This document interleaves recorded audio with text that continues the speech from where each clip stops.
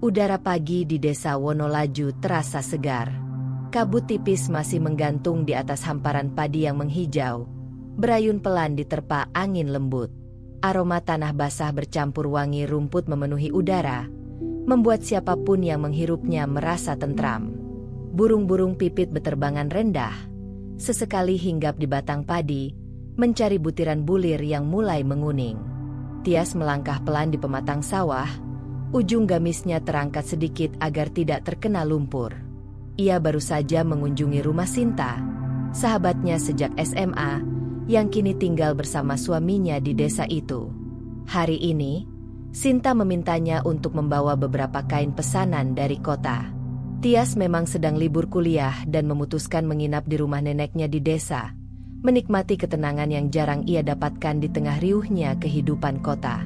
Langkah Tias terhenti ketika matanya menangkap sosok laki-laki yang sedang mencangkul di tepi sawah. Punggungnya tegap, kulitnya kecoklatan terbakar matahari, namun gerakannya terlihat mantap dan teratur. Peluh membasahi dahinya, membuat helaian rambutnya yang hitam pekat menempel di kening. Tias tidak mengenalinya, padahal biasanya ia cukup hafal dengan wajah-wajah warga desa. Tias memperhatikan lelaki itu sejenak. Ada sesuatu pada cara lelaki itu bekerja, tidak tergesa-gesa, tapi penuh keyakinan. Seolah setiap ayunan cangkulnya adalah bagian dari irama yang sudah ia hafal sejak lama. Saat hendak melanjutkan langkah, tanpa sengaja kaki Tias terpeleset di pematang yang licin. Serunya spontan, tubuhnya kehilangan keseimbangan. Hati-hati. Lelaki itu segera meletakkan cangkulnya dan berlari menghampiri. Dalam satu gerakan cepat, ia menangkap lengan Tias, mencegahnya jatuh ke lumpur. Tias bisa merasakan kuatnya genggaman tangan itu, hangat dan penuh tenaga. "Terima kasih. Saya hampir jatuh tadi," ucap Tias, berusaha mengatur napasnya. Pipinya memerah, entah karena malu atau karena udara pagi yang dingin. Lelaki itu tersenyum tipis. Jalan di pematang memang licin kalau masih pagi, apalagi kalau embunnya belum kering. Suaranya dalam, hangat, dan terdengar tulus. "Kamu bukan orang sini, ya?" Tias mengangguk. "Iya, saya Tias. Lagi main di rumah nenek. Kebetulan habis dari rumah teman." "Rangga."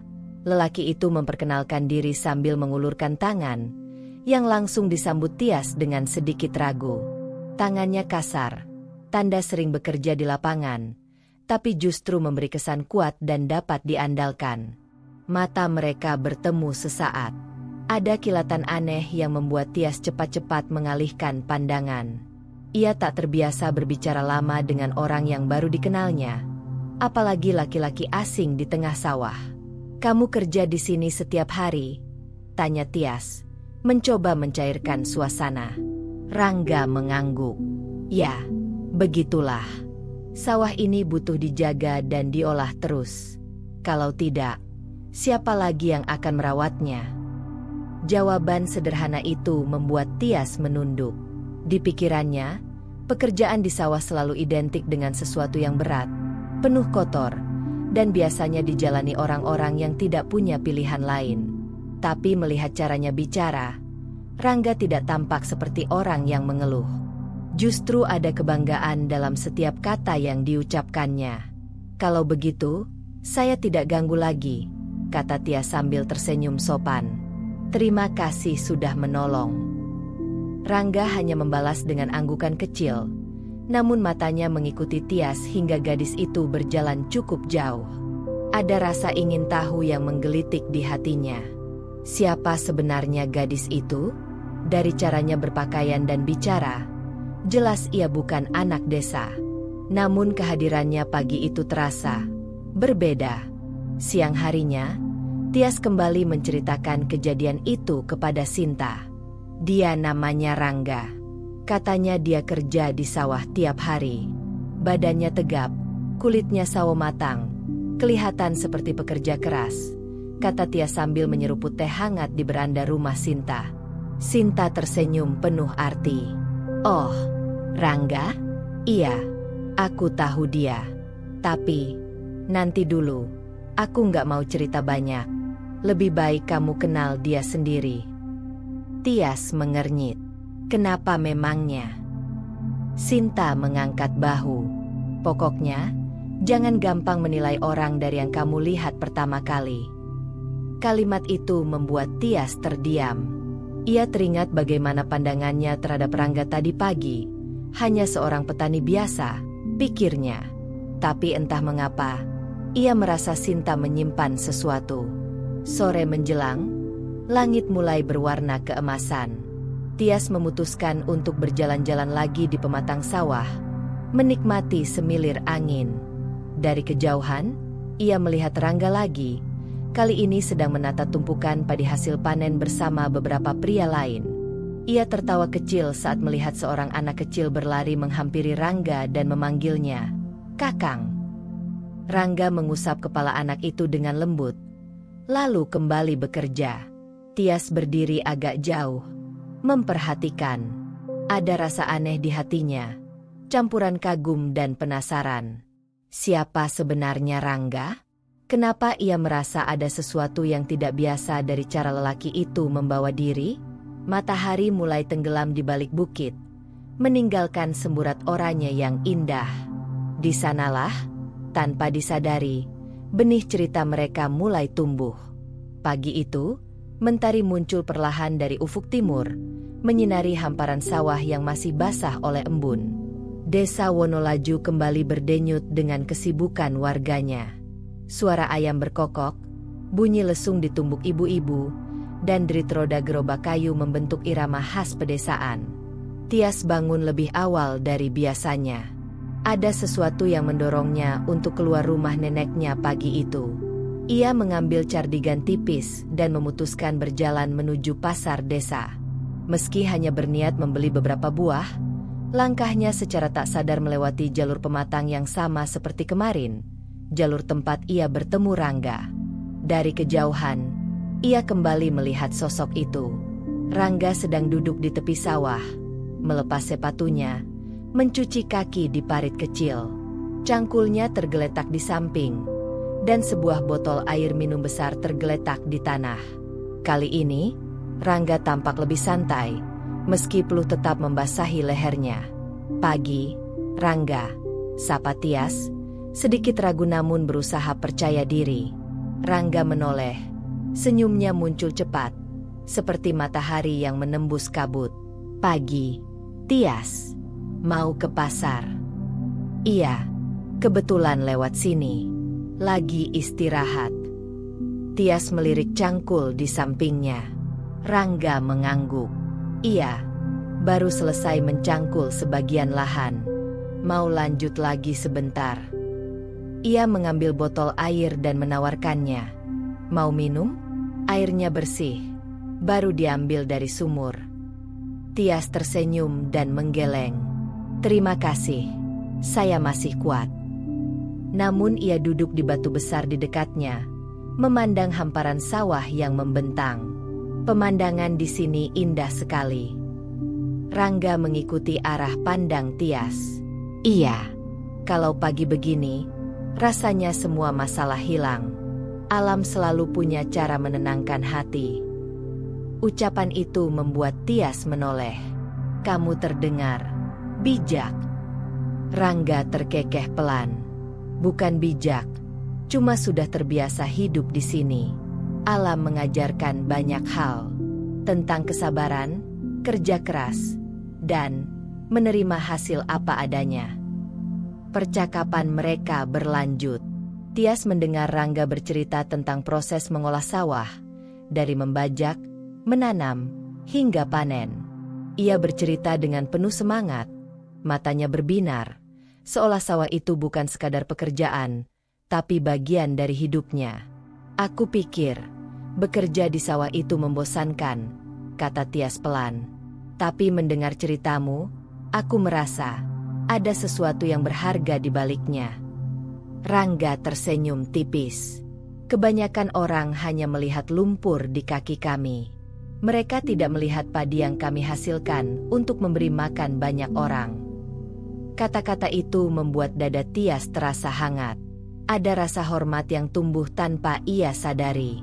Hari-hari berikutnya, Tias dan Rangga mulai sering bertemu.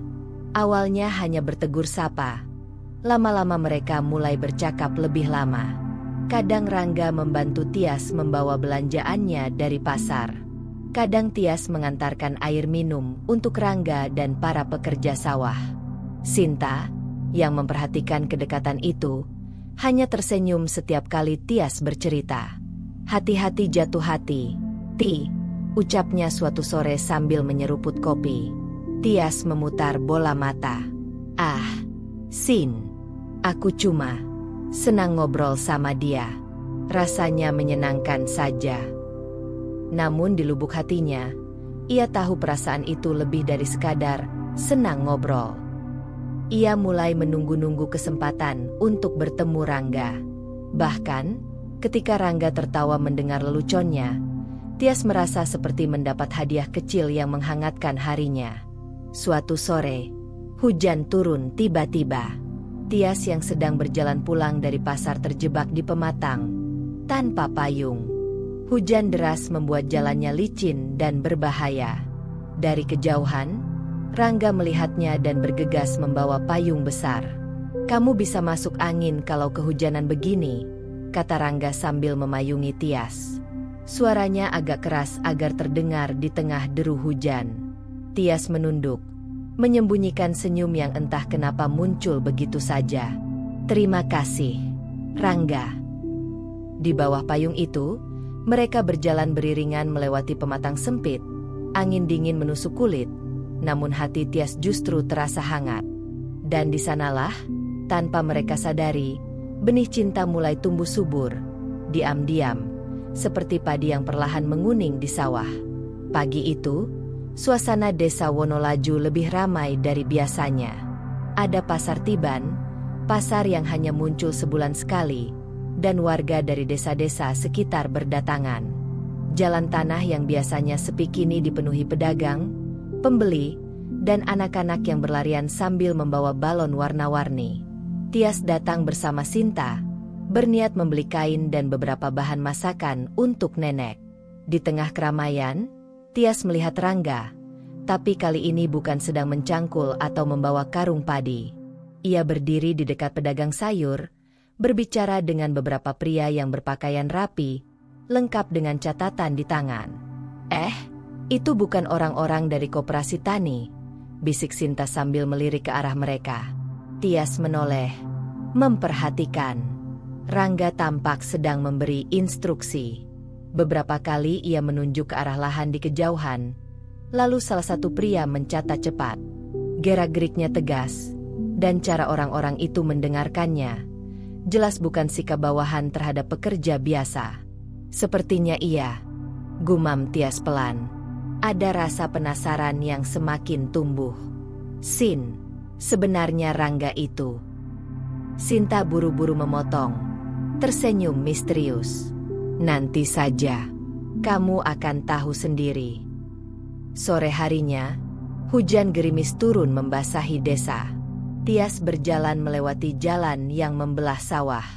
Dari kejauhan, ia melihat Rangga sedang memeriksa tumpukan karung padi di gudang kecil. Lampu bohlam kuning di teras gudang memantulkan cahaya ke wajahnya yang serius. Ragu-ragu, Tias mendekat. "Rangga." Rangga menoleh, lalu tersenyum. Tias, mau lewat sini?" "Aku penasaran, kamu tadi pagi di pasar, itu sedang apa?" Tias mencoba bertanya dengan nada santai, meski hatinya penuh rasa ingin tahu. Rangga diam sejenak, seperti menimbang-nimbang. "Oh, itu cuma urusan sedikit dengan koperasi. Mereka butuh data hasil panen." Tias mengangguk, meski hatinya tidak puas dengan jawaban itu. Ada sesuatu pada sikap Rangga yang terasa tertahan, seolah ia sengaja tidak menceritakan seluruh kebenaran. Mereka lalu berbincang tentang hal-hal ringan, Tapi pikiran Tias terus kembali ke pemandangan pagi tadi. Bagaimana orang-orang itu menghormati Rangga. Cara ia memberi arahan, cara mereka mencatat, dan bagaimana Rangga terlihat sangat terbiasa memimpin.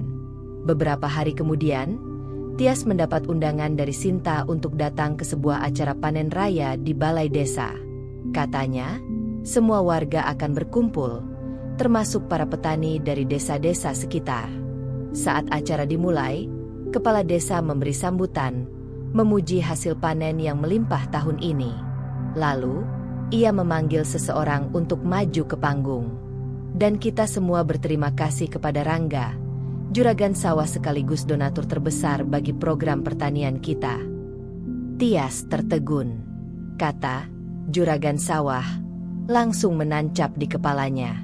Rangga berjalan naik ke panggung dengan percaya diri, mengenakan kemeja putih bersih dan celana bahan. Penampilannya jauh dari kesan petani biasa yang biasa ia lihat. Beliau telah banyak membantu menyediakan bibit unggul, pupuk, dan juga membeli hasil panen petani dengan harga yang adil. Lanjut kepala desa. Tias merasa jantungnya berdetak lebih cepat. Semua potongan puzzle mulai menyatu. Cara Rangga berbicara, sikap orang-orang padanya, dan misteri yang selalu disimpan Sinta. Rangga bukan sekadar petani. Ia adalah pemilik sebagian besar lahan di desa itu. Dan lebih mengejutkan lagi, menurut bisik-bisik warga di sekitarnya, ia juga salah satu orang terkaya di kota. Setelah acara usai, Tias mendekati Rangga yang sedang berbincang dengan beberapa orang. "Jadi, ini rahasiamu?" tanyanya pelan. Rangga tersenyum. Ada sedikit rasa bersalah di matanya. "Aku tidak sengaja menyembunyikannya. Aku cuma ingin kamu mengenalku sebagai aku, bukan dari apa yang aku punya." Tias terdiam. Ada perasaan kagum yang semakin dalam, bercampur rasa hangat karena Rangga memilih untuk jujur. Namun, ia juga sadar, kalau orang tuanya tahu Rangga hanyalah petani, seperti yang terlihat, mungkin mereka akan langsung menolak. Dan itu membuatnya sedikit khawatir. Hari Minggu pagi, udara di rumah nenek Tias terasa sejuk. Burung gereja berkicau di atap, sementara aroma kopi hitam dan pisang goreng menguar dari dapur. Tias duduk di ruang tamu, memainkan jemari di pangkuannya. Sejak semalam, ia memikirkan rencananya memperkenalkan Rangga kepada orang tuanya yang kebetulan datang berkunjung dari kota. "Ibu sama ayah cuma sebentar di desa," kata Ibu Ratna tadi malam. "Ada urusan dinas ayah di kabupaten. Tapi ibu ingin kamu pulang ke kota setelah ini. Kamu sudah terlalu lama di desa." Kata-kata itu membuat Tias gelisah. Ia belum siap berpisah dengan Rangga. Lebih dari itu, ia ingin Rangga dikenalkan pada keluarganya, meski ada rasa khawatir yang tak bisa ia jelaskan. Pagi itu, Tias memberanikan diri mengirim pesan singkat pada Rangga. "Kalau sempat, mampir ke rumah nenek. Aku ingin kenalkan kamu ke ibu dan ayah." Tak lama kemudian, Rangga membalas, "Baik, aku datang setelah dari sawah." Sekitar pukul 10 pagi, suara langkah kaki berat terdengar dari halaman. Rangga datang mengenakan kaos polos warna biru tua dan celana kerja. Di tangannya, ia membawa sekeranjang sayur dan beberapa mangga manis dari kebunnya. Peluh masih menempel di pelipisnya, tanda ia baru saja selesai bekerja. Tias menyambutnya di teras dengan senyum gugup. "Terima kasih sudah datang." Namun belum sempat Tias mengajaknya masuk, pintu rumah terbuka. Ibu Ratna muncul dengan gaun rumah yang rapi, rambut disanggul sempurna. Pandangannya langsung jatuh pada Rangga, dari ujung kepala hingga kaki yang berdebu. "Siapa ini, Tias?" tanya Ibu Ratna. Suaranya datar tapi tajam. Tias menarik napas. "Ini Rangga, teman dekatku." Pak Dharma, ayah Tias, muncul dari belakang. Matanya menyipit menatap keranjang sayur di tangan Rangga. "Kamu dari sawah?" Rangga mengangguk sopan. "Iya, Pak. Saya baru selesai membantu pekerja di lahan. Ibu Ratna tersenyum tipis, senyum yang dingin. Petani, ya. Betul, Bu. Rangga tetap tenang. Saya mengelola sawah di desa ini. Ibu Ratna bertukar pandang dengan Pak Dharma, lalu berkata pelan namun cukup tajam. Tias, bisa bicara sebentar di dalam? Di ruang tengah, Ibu Ratna langsung membuka pembicaraan. Kamu serius mau mengenalkan kami pada petani itu? Ibu, dia bukan. Tias mencoba menjelaskan. Tias, potong Pak Dharma. Ayah tidak merendahkan pekerjaan orang. Tapi kamu anak sulung, berpendidikan. Masa depanmu luas. Jangan mengikat diri pada seseorang yang hidupnya hanya berkisar di sawah. Ibu dan ayah bahkan belum mengenalnya, ucap Tias. Suaranya bergetar. Kami sudah lihat cukup, jawab Ibu Ratna tegas. Dari penampilan, cara bicara, jelas dia bukan dari dunia kita. Percakapan itu membuat hati Tias seperti diremas. Ia tahu orang tuanya menilai Rangga hanya dari apa yang terlihat, tanpa tahu siapa dia sebenarnya. Ia ingin berteriak, ingin mengatakan bahwa Rangga adalah juragan sawah, bahwa ia punya kekayaan yang bahkan mungkin melebihi keluarga mereka. Tapi di sisi lain, ia menghargai keinginan Rangga untuk dikenali tanpa embel-embel harta. Ketika kembali ke teras, Rangga menatapnya penuh tanya. Kamu baik-baik saja? Tias mencoba tersenyum, meski matanya berkaca-kaca. Mereka belum siap. Rangga mengangguk pelan, tanpa marah. Tidak apa-apa, kita punya waktu. Tapi di hati Tias, ia tahu, restu yang tertunda ini hanyalah awal dari perjalanan panjang yang akan menguji cinta mereka. Siang itu, udara desa terasa gerah. Awan kelabu menggantung rendah, seolah ikut memantulkan suasana hati Tias yang suram. Sejak pertemuan pagi tadi, kata-kata Ibu Ratna dan Pak Dharma terus berputar di kepalanya. Dunia kita berbeda. Jangan mengikat diri pada seseorang yang hidupnya hanya di sawah. Setiap mengingatnya, dada Tias terasa sesak. Ia duduk di beranda rumah nenek, memandang lurus ke arah jalan tanah yang sepi. Angin sore membawa aroma jerami basah, tapi ketenangan itu justru membuat pikirannya semakin kacau. Pintu pagar kayu berderit pelan. Rangga muncul, kali ini tanpa membawa keranjang sayur. Ia mengenakan kemeja santai dan celana jeans. Wajahnya tampak khawatir. Aku boleh duduk? Tanyanya lembut. Tias mengangguk, memberi ruang di kursi panjang.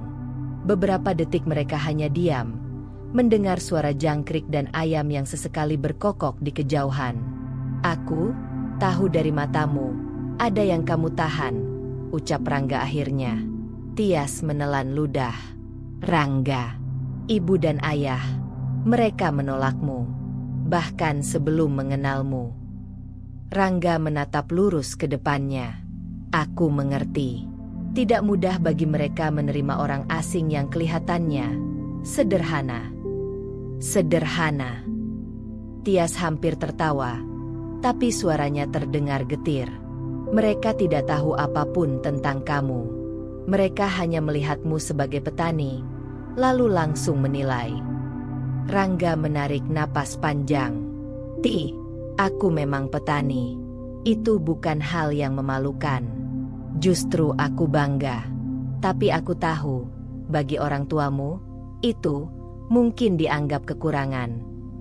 Mata Tias berkaca-kaca. Tapi aku yang menjalani hidupku. Rangga, bukan mereka. Sore berganti malam. Setelah Rangga pulang, Tias mencoba menenangkan diri di kamar. Ia mengambil buku catatannya, tempat ia biasa menulis perasaan, dan mulai menorehkan kata-kata. Kenapa orang yang kucintai selalu diuji?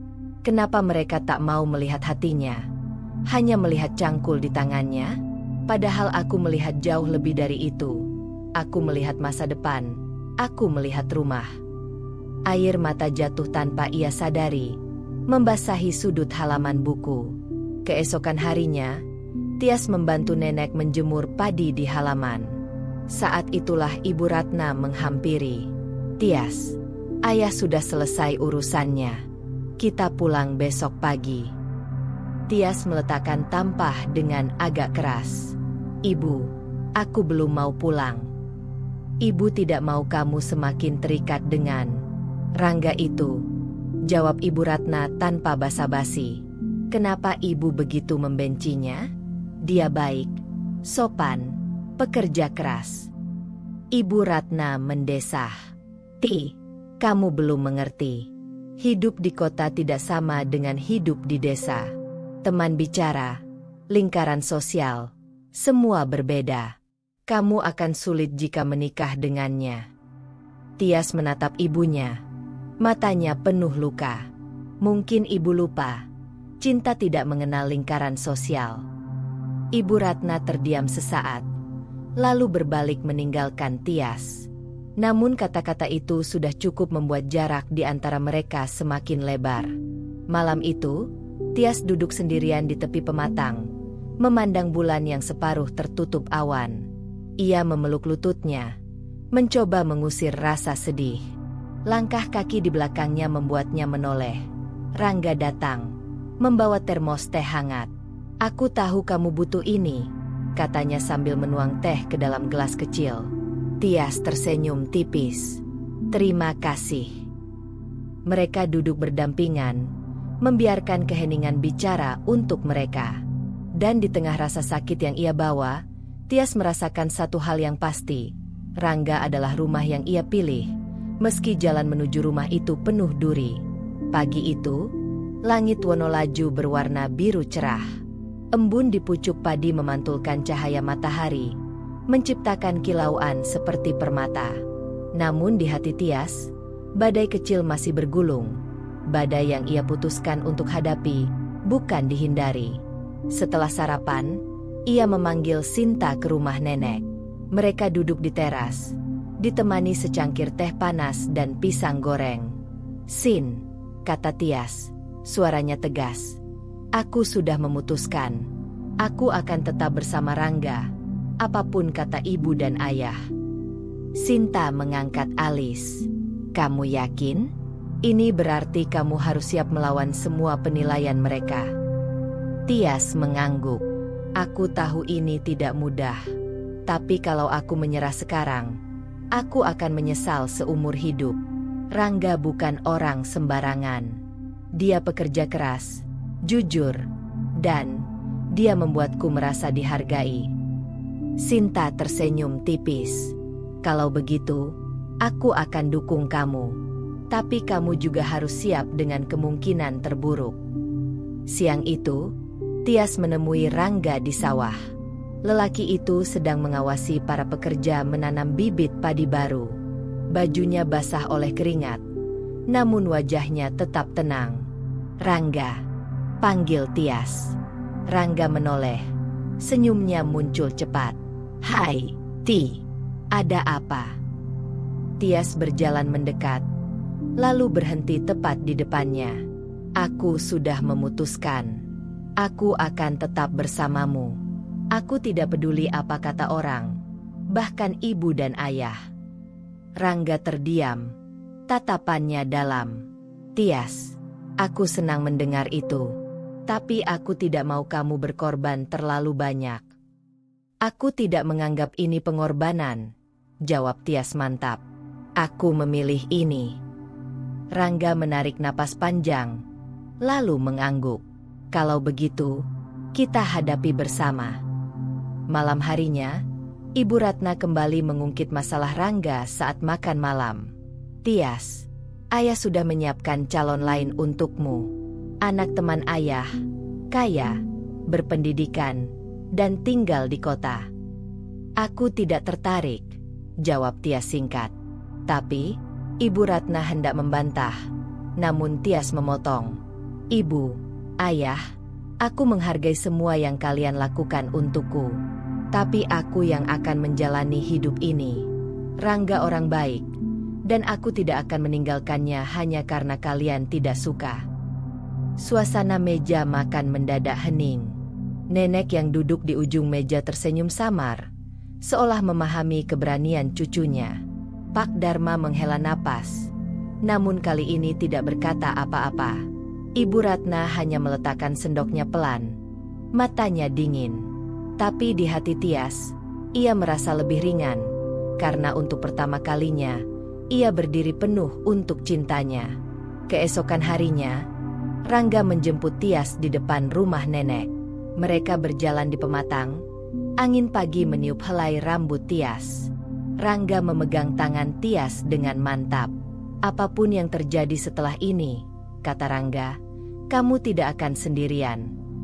Tias menatapnya sambil tersenyum. Dan kamu juga tidak. Di tengah hamparan padi yang bergoyang lembut, tekad mereka terasa sekuat akar padi yang mencengkeram tanah, tak tergoyahkan. Pagi itu, Tias duduk di warung kopi milik Pak Jaya. Warung sederhana yang terletak di pinggir jalan desa.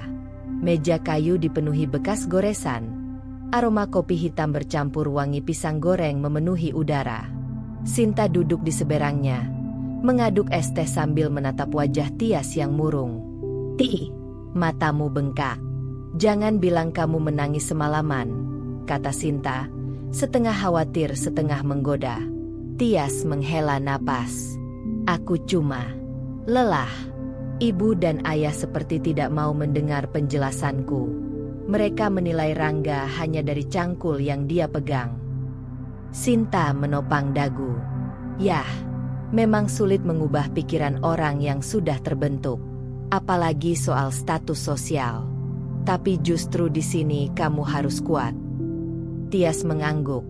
Meski senyumnya hambar. Aku tahu. Tapi kadang, aku takut kalau akhirnya aku harus memilih antara keluarga atau Rangga.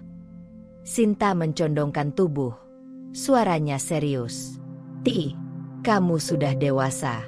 Ini hidupmu. Kalau kamu yakin Rangga adalah orang yang tepat, maka kamu harus siap mempertahankannya. Dan aku akan ada di belakangmu, kapanpun." Siang menjelang sore, Sinta ikut Tias ke sawah. Rangga sedang memberi arahan pada beberapa pekerja yang memindahkan pupuk ke gudang. Sinta memperhatikannya sebentar lalu berbisik pada Tias. Dia memang beda. Caranya bicara, caranya memimpin. Jelas dia bukan petani biasa. Tias tersenyum. Aku tahu. Dia bahkan lebih bijak daripada sebagian orang kota yang pernah ku kenal. Sinta mengangguk, lalu mendekati Rangga.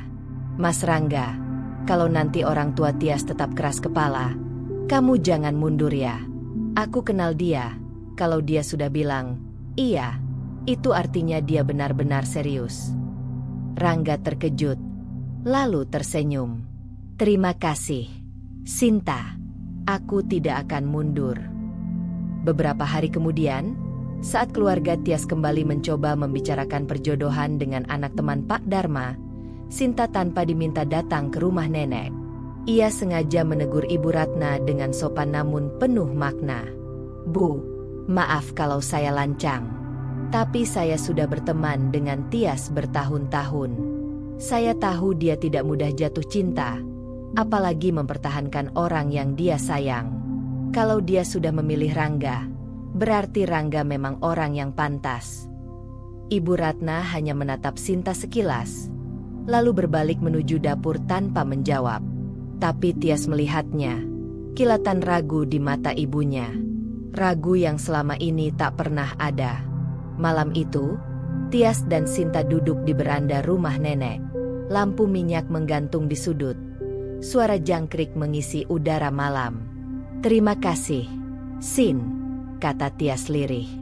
"Aku nggak tahu apa jadinya kalau kamu nggak ada." Sinta tersenyum sambil menggoyangkan kursinya. "Sudah kubilang, aku tim kamu. Lagi pula, kisah cinta yang bagus itu memang harus diperjuangkan.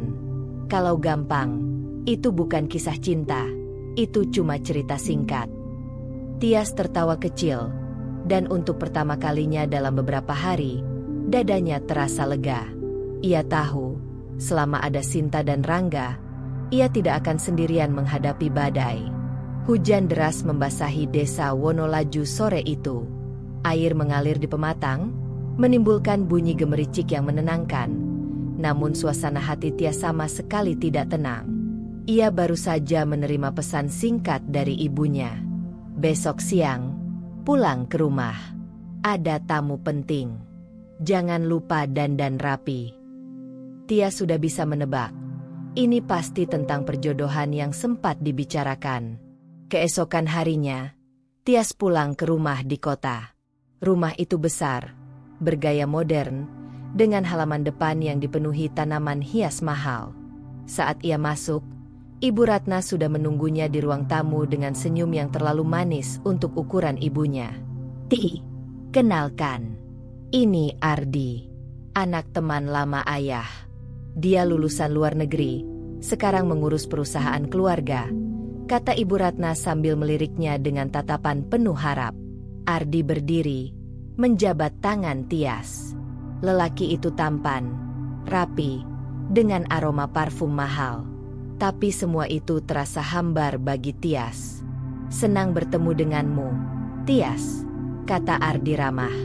Aku sering dengar cerita tentangmu dari orang tuaku. Tias tersenyum sopan. Terima kasih, Ardi. Tapi maaf, aku tidak sedang mencari pasangan. Ardi tertawa kecil, seolah menganggap itu hanya basa-basi. Kita bisa mulai dari berteman dulu. Siapa tahu cocok. Makan siang berlangsung tegang. Ibu Ratna terus memuji Ardi, sementara Tias hanya menjawab secukupnya. Di tengah makan, ponsel Tias bergetar. Pesan dari Rangga. Kamu di mana? Aku mau ajak lihat bibit padi baru. Tias hanya bisa menatap layar sebentar, lalu menaruh ponsel tanpa membalas. Ia tahu, kalau ia pergi sekarang, akan terjadi pertengkaran besar di meja makan. Setelah Ardi pulang, Ibu Ratna langsung menatap Tias dengan nada menginterogasi. Kenapa kamu dingin sekali? Anak itu sopan, berpendidikan, mapan. Apa yang kurang?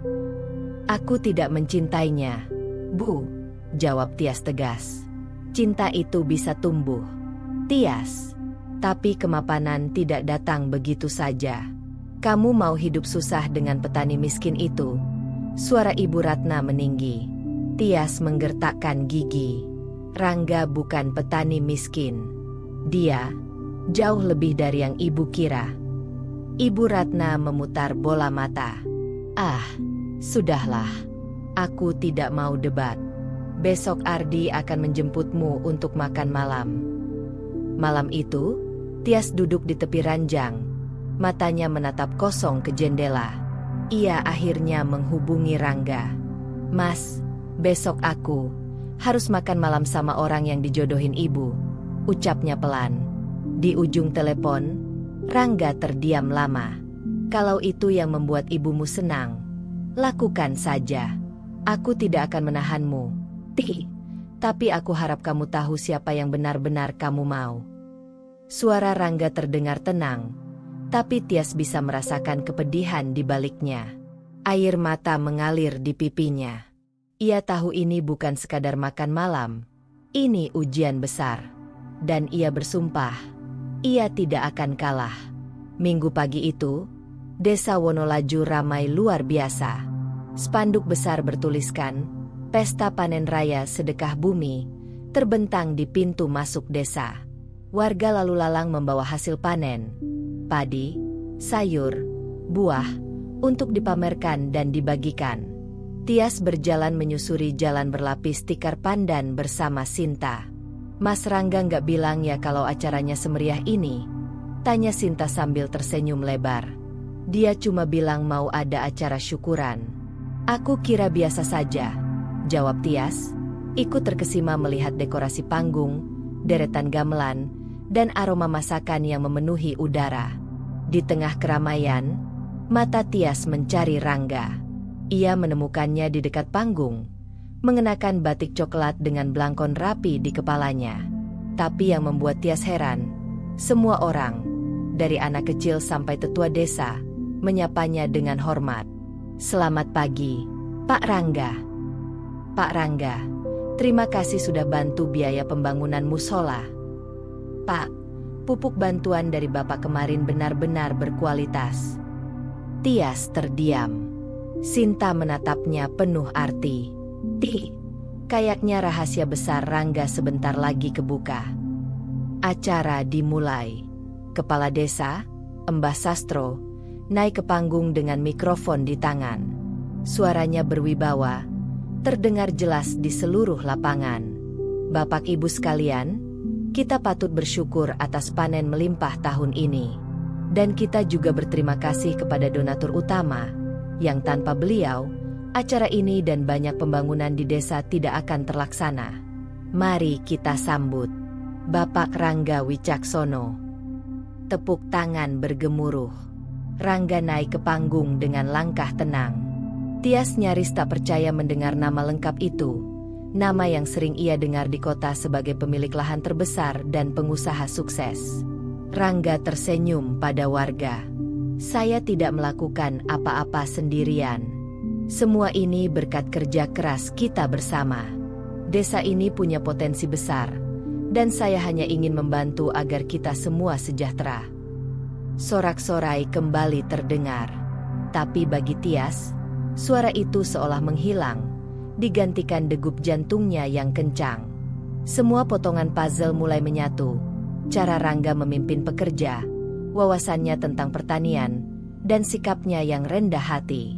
Setelah acara, Tias mendekat. "Mas, kenapa nggak pernah cerita?"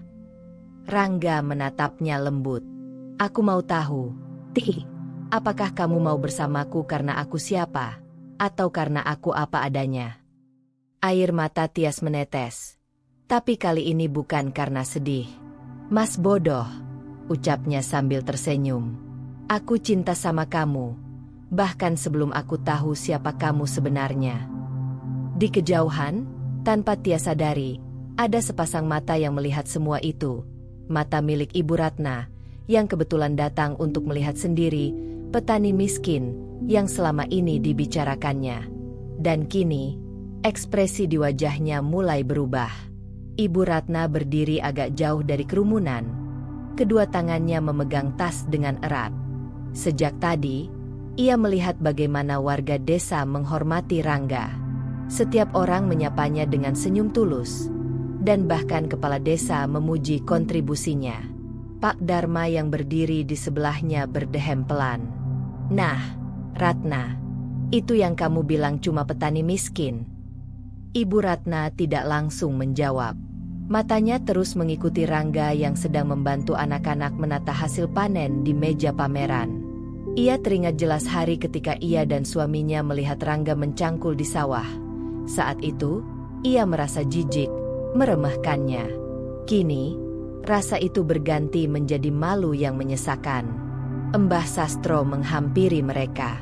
"Pak Dharma, Bu Ratna, saya tidak tahu kalau kalian kenal dekat dengan Rangga." "Kami kenal sedikit," jawab Pak Dharma ragu. "Rangga itu bukan cuma juragan sawah di sini," lanjut Mbah Sastro sambil tersenyum. "Dia juga pemilik beberapa gudang beras, pabrik penggilingan, dan penyumbang terbesar untuk pendidikan di desa ini. Banyak anak yang bisa sekolah sampai kuliah karena bantuannya." Kata-kata itu terasa seperti cambuk bagi Ibu Ratna.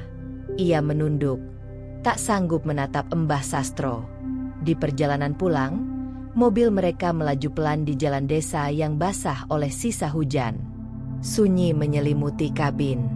Ibu Ratna akhirnya membuka suara.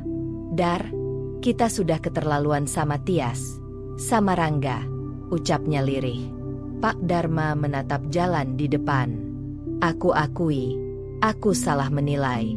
Aku cuma takut anak kita susah. Tapi ternyata, anak itu jauh lebih terhormat daripada yang kita kira." Ibu Ratna menghela napas panjang. "Bukan cuma lebih terhormat, dia punya hati yang jauh lebih mulia daripada orang-orang kota yang kita kenal."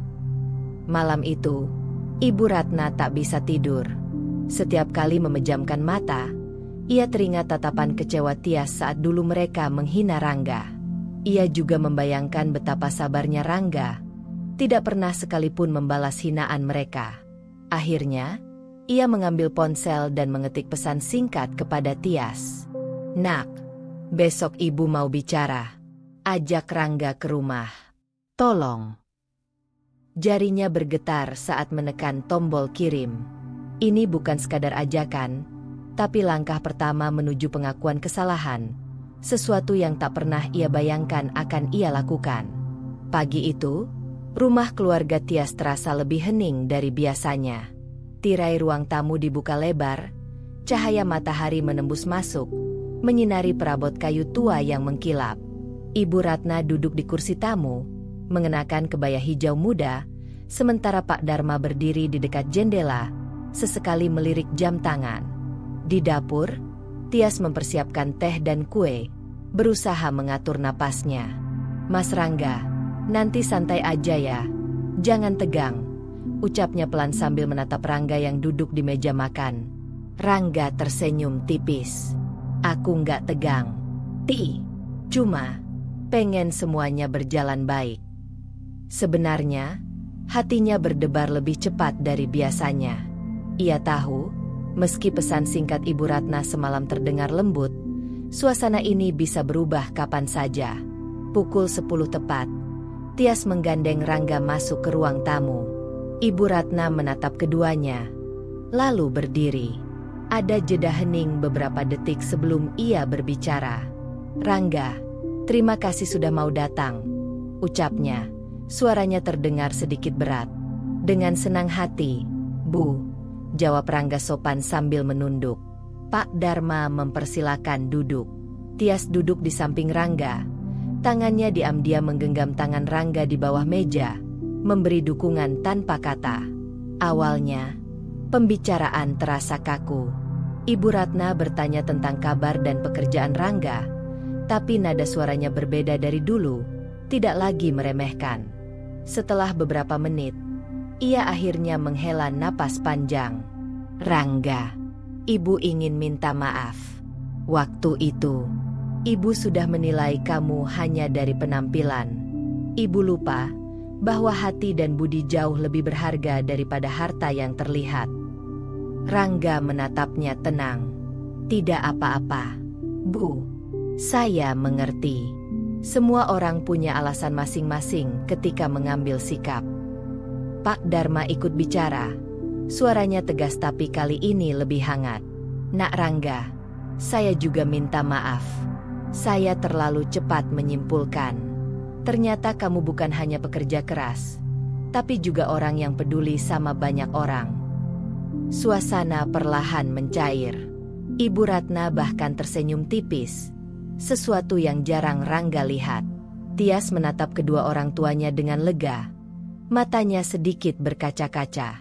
Obrolan berlanjut ke hal-hal ringan, tentang desa, rencana panen berikutnya, dan bahkan beberapa kenangan masa kecil Tias.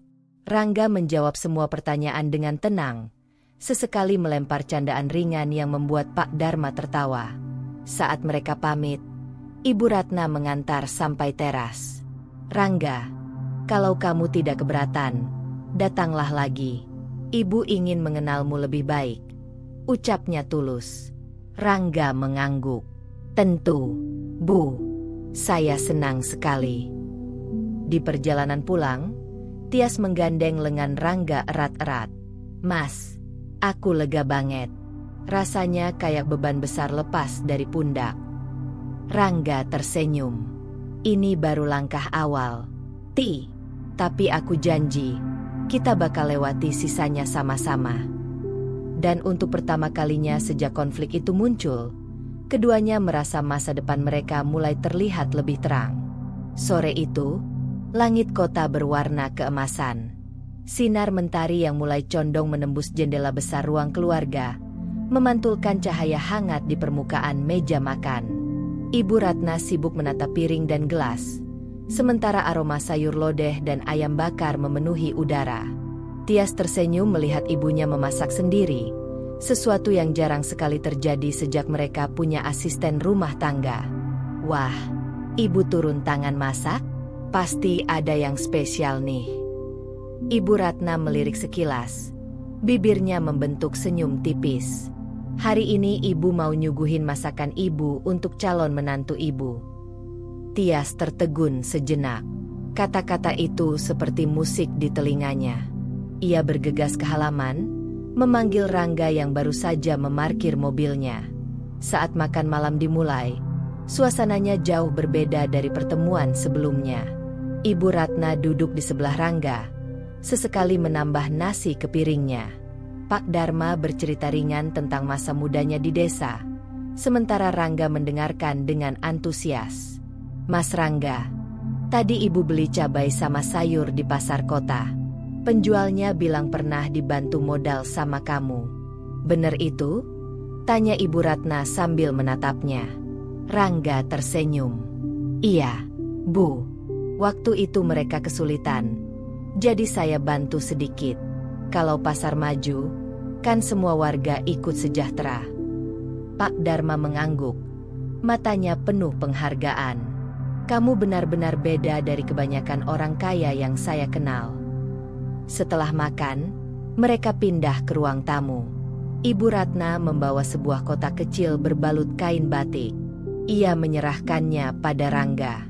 Ini cincin warisan keluarga. Harusnya ibu simpan sampai pernikahan Tias. Tapi, ibu ingin kamu menerimanya sekarang. Sebagai tanda bahwa kamu sudah ibu anggap bagian dari keluarga ini. Rangga menatap kotak itu lama, lalu mengangguk penuh rasa haru. Terima kasih, Bu. Saya akan jaga ini baik-baik. Tias yang duduk di samping Rangga menahan air mata. Ia tahu, ini bukan sekadar perhiasan. Ini simbol penerimaan yang selama ini ia perjuangkan.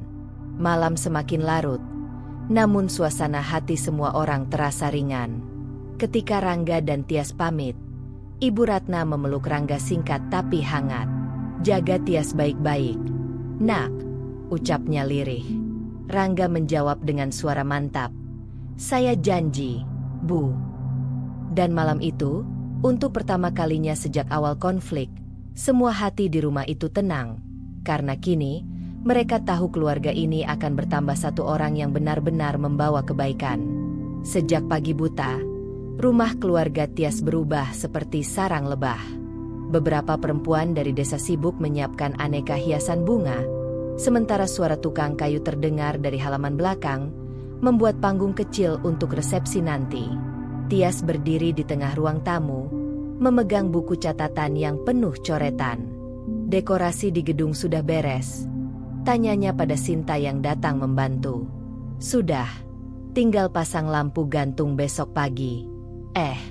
Kamu yakin mau pakai konsep adat Jawa?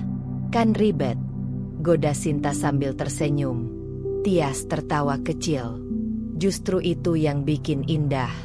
Aku mau pernikahan ini jadi perpaduan adat sama modern.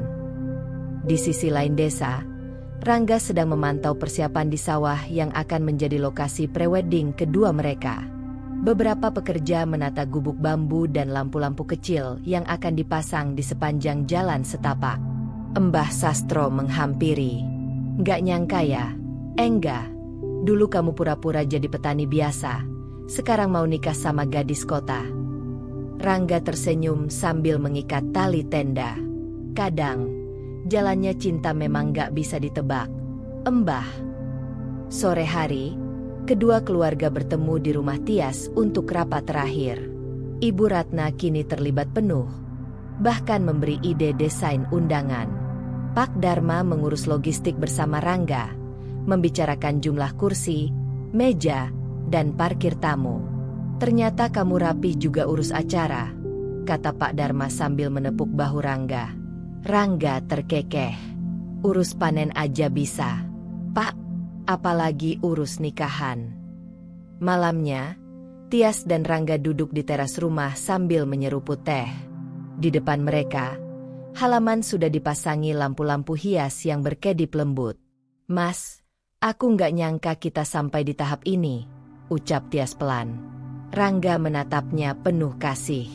Semua ini kita lewati karena kita sama-sama yakin, Ti. Dan nanti, saat kamu jalan ke arahku di pelaminan, itu akan jadi momen terindah dalam hidupku. Tias menunduk malu, tapi senyum di wajahnya tak bisa disembunyikan. Persiapan terus berjalan lancar.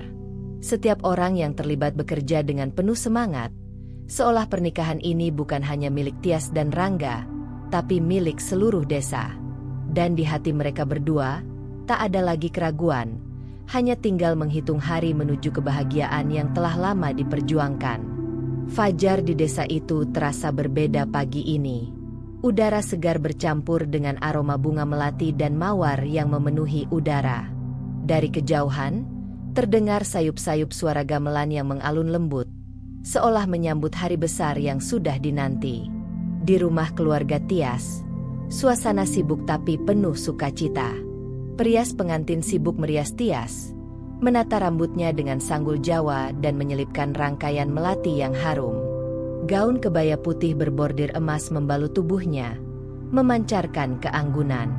Sinta berdiri di sampingnya, tersenyum lebar. Astaga, Ti, kamu kelihatan seperti putri keraton. Tias tersipu, tapi matanya berbinar. Aku deg-degan, Sin. Wajar, tapi lihat, semua orang hari ini di sini untuk merayakan cinta kalian. Di lokasi pernikahan, Rangga sudah berdiri gagah dalam beskap hitam dengan belangkon yang menambah wibawanya. Senyum tak pernah lepas dari wajahnya, meskipun di dadanya berdegup rasa haru yang sulit dijelaskan. Embah Sastro menghampiri sambil menepuk pundaknya. Engga, hari ini kamu bukan cuma juragan sawah, tapi kepala keluarga yang siap memimpin rumah tangga. Jaga Tias baik-baik. Ya. Rangga mengangguk mantap. Saya janji, Embah. Prosesi dimulai. Tias berjalan anggun menuju pelaminan, ditemani ayahnya, Pak Dharma. Semua mata tertuju padanya, dan bisik-bisik kagum terdengar di antara para tamu. Rangga menatapnya tak berkedip. Wajah itu, senyum itu, adalah alasan semua perjuangannya. Saat mereka duduk berdampingan di pelaminan, penghulu memulai akad. Suara Rangga tegas ketika mengucapkan ijab kabul. Dan seketika itu juga, tepuk tangan dan sorak gembira menggema. Tias tak mampu menahan air mata haru. Sekarang, kamu resmi jadi istriku, bisik Rangga lembut, membuat pipi Tias semakin memerah. Pesta berlanjut dengan meriah. Warga desa, kerabat kota, bahkan beberapa rekan bisnis Rangga hadir, bercampur dalam suasana hangat. Anak-anak berlari sambil membawa balon, sementara para tamu menikmati hidangan khas Jawa seperti tumpeng, sate ayam, dan wedang ronde. Ibu Ratna memeluk Tias lama sekali. Maafkan ibu. Nak, ibu dulu salah menilai. Tias tersenyum dengan mata berkaca-kaca. Yang penting sekarang kita satu keluarga, Bu. Pak Dharma menyalami Rangga erat. Selamat datang di keluarga kami, Nak. Matahari mulai condong, tapi semangat perayaan tak mereda. Lampu-lampu gantung mulai menyala, menambah kehangatan suasana malam.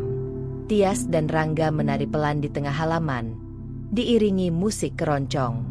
Di tengah tarian itu, Rangga berbisik, Ti, ini baru awal cerita kita. Aku janji, setiap hari aku akan buat kamu merasa seperti pengantin di hari pertama kita menikah. Tias menatapnya, tersenyum, dan menjawab pelan, dan aku akan selalu jadi rumah untukmu, Mas. Malam itu, bintang-bintang di langit terasa lebih banyak dari biasanya, seolah ikut merayakan cinta yang akhirnya berlabuh setelah melewati badai panjang. 6 bulan telah berlalu sejak pesta pernikahan yang menggetarkan hati seluruh desa itu. Musim panen kembali tiba, dan kali ini Tias berdiri di sisi Rangga di tengah hamparan padi yang menguning, menikmati pemandangan yang dulu menjadi awal pertemuan mereka.